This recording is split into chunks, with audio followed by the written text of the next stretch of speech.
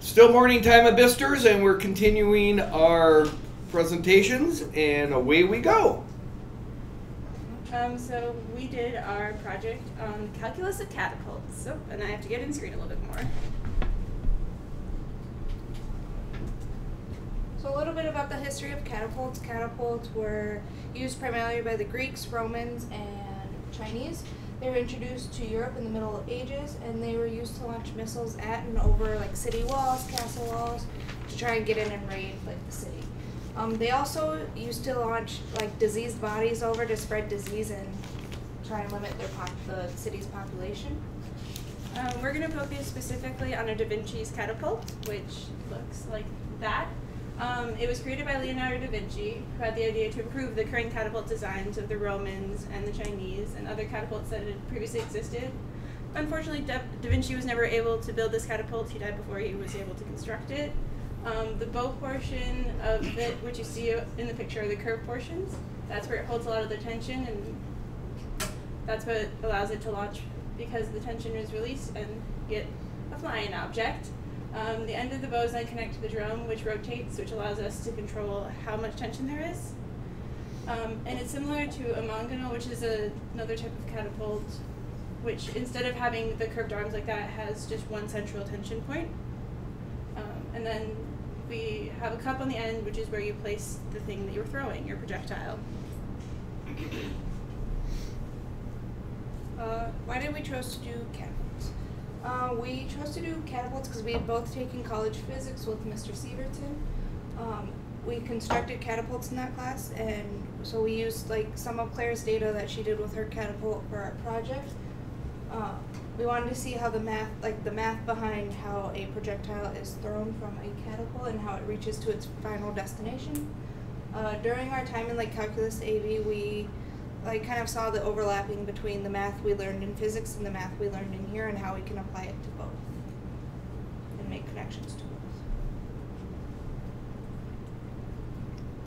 So what is our goal? We're looking to compare the calculus of the catapult information. So we start with information, and we have calculus formulas. We're going to apply them and look at it that way to what we found with our with using capstone and video analysis and the equations we got from that. So it's calculus versus the video, or what we called our field experiment. Right, so to find the velocity using calculus. So we took our initial velocity, our time of flight, and the height release, and we put them into a position function. And you have to split it up into x and y, because motion in the y direction is different from motion in the x direction. They're completely separate from one another. And our goal is to try and find the overall velocity function, which you need to start with position functions in both directions to get there. From there, we took the derivatives of those functions, and guess what? We got the velocity functions. Oh no, but that's what we were trying to find. So you would take, which is dx dt, which gives us the velocity in the x, and dy dt, which gives us the velocity in the y.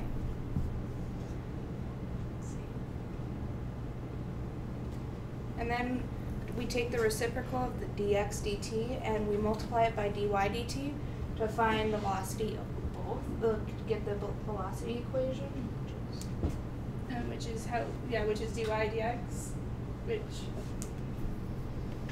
resulted in a function like that, which originally was you had sine of 4.94, well, 4.94 times the sine of 51 minus the 9.8t all over the 4.94 cosine of 51, but we simplified it because it was possible to do.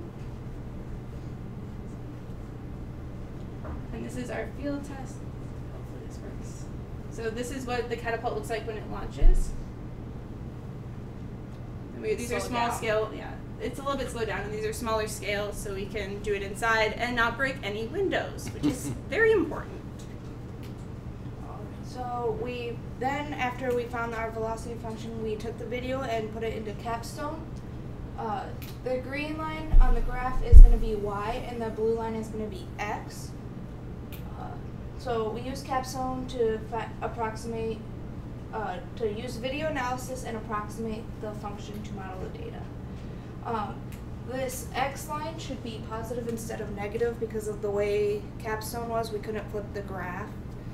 And So the it should axis, be, the axis had it going in the negative direction instead of the positive direction. so it should be positive. And we found that the position function for the y direction was a quadratic, and the position function for in the x direction was a linear equation. And from there, we, using capstone and the tools that it provided us, allowed us to graph the velocities of in each direction. So we found that, similar to what our calculus showed us, that the velocity in the x direction was a constant rate, and the velocity in the y direction was a linear function. Once again, that pink line should be positive instead of negative. Which we made sure we put in when we wrote out the equation, that we made it positive. And then this is going to be our velocity function using capstone. Which is a similar process to what we did for the previous one, since capstone didn't allow us to find the overall velocity within using the program. So it was again the reciprocal of dx dt times dy dt to find the overall velocity function.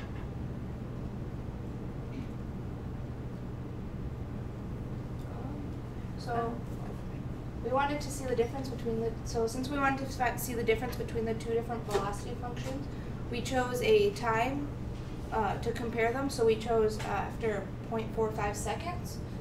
So using our calculus, we plugged that into our velocity function, and we got negative 0.184 meters per second. And then we went to look at the field velocity, so what we did from our video analysis experiment. And so we plugged 0.45 seconds into the velocity function. We found that one. So what do we think? Audience, is it going to be higher or lower? Or the same. What do you think? Or do you think they're the same? I'm asking for audience Yeah, participation. I gotta think here for a second. I am going to say this is higher. Anybody else? Anybody going to challenge? Are we all going to go Kruger? Yeah, I'm the teacher. Everybody knows I'm the teacher. Yeah. Whatever the Smart teacher kids. says. Smart kids. It is higher. It's a little bit, but by only a few hundredths, which is quite good to see that they line up, because they should. They're predicting a similar frame of motion. And that was our presentation on catapults. As we know that there's probably someone in the abyss watching. Thank you for watching, and thank you all class for listening. Are there any questions?